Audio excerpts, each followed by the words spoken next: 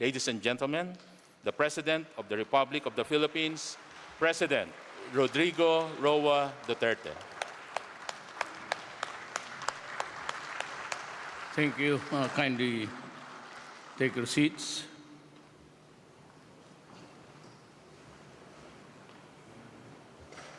House Speaker Alan Peter Cayetano and the honorable members of the House of Representatives, Executive Secretary Salvador Medaldia, Foreign Affairs Secretary Teodoro Locsin Jr., Trade and Industry Secretary Ramon Lopez, and other members of the Cabinet, Senator Christopher Lawrence Go, Philippine Ambassador to the Russian Federation Carlos Oreta, our friends from the Philippine and Russian business community, other distinguished guests, ladies and gentlemen. Good afternoon. I am much delighted to join you in this important event aimed at further enhancing trade and investment relations between the Philippines and Russia. Your presence here is a strong vote of confidence in the Philippine economy. I thank you for your interest to do business as we are with you. On the Philippine-Russian economic relations, Russia is a priority trade and investment market for the Philippines. I am pleased to know that our economic exchanges are increasing. Last year, our total trade reached $1.36 billion US. It has more than doubled in 2017 at $568 million US. Philippine export to Russia also reached $86 million US last year, an increase from almost $70 million US in 2017. And this year, this upward trajectory continues. This indicates promising ties between our economies at an even higher level. Towards the end, we opened the Philippine Trade and Investment Center in Moscow in 2018. We also established an intergovernmental consultative mechanism purely for economic concerns. I am pleased that in the recent meeting, our economic officials in August of 2019 here in Moscow, they agreed to further maximize opportunities in trade and investments, agriculture, transport, and infrastructure. We signed cooperation agreements in the aerospace, automotive infrastructure, energy, and pharmaceutical industries. These are mutually beneficial for both our countries. Our efforts to revitalize bilateral relations are bearing fruit. Very recently, 2 or more Philippine fishery establishments gained accreditation to export to Russia and to other Eurasian markets. I personally thank President Vladimir Putin and Prime Minister Dmitry Medvedev for this, knowing this will create more jobs for the Filipinos. In the coming days, we are determined to bring more of our food products to Russia.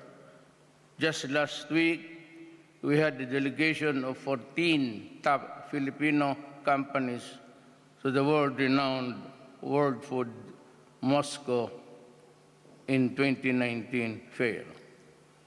In the coming years, we hope that more and more Russians will get to enjoy our top-quality export products. The Philippines' robust economy is attracting investors every year. Our growth rate is steady and going strong. Our national or annual GDP growth rate was positive for 82 consecutive quarters and above 6% past 70 years since 2012. We are one of the fastest growing economies in Asia and the second fastest in ASEAN. Our economic advantage lies on the strength of our young workforce population. Our macroeconomic fundamentals remain strong. We invite because we feel that investors have shown a strong trust and confidence in my administration with record-breaking investments. We invite our Russian friends to invest and do more business in the Philippines. We offer competitive fiscal and non-fiscal incentives to jumpstart qualified investment projects from infancy to maturity of business operations. And these include income tax holiday that exempts the company from the payment of the 30% corporate earning tax from 4 to 6 years from the start of commercial operations.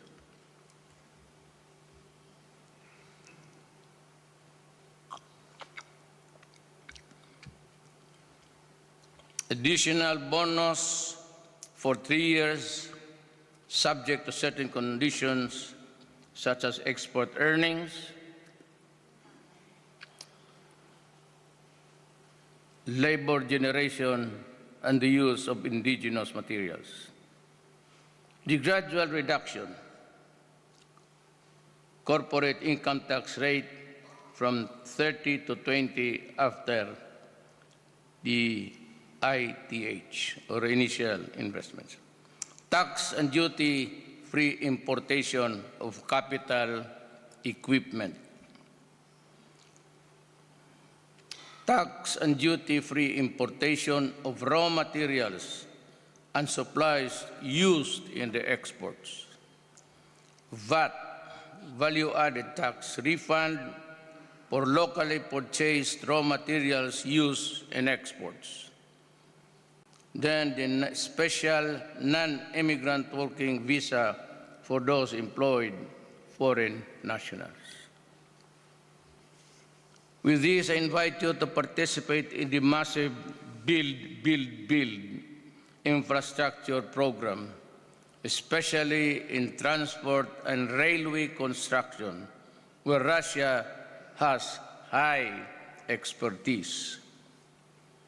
In closing, I say that we have made significant progress in creating a conducive environment for a robust economic engagement between our countries. With strong resolve and commitment, I am confident that our economic ties will continue to prosper to its full potential. The new business agreements forged today will bring closer to us in our goal.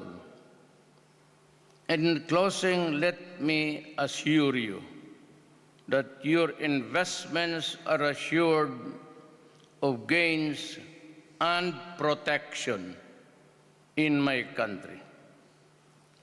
Thank you and congratulations to you all.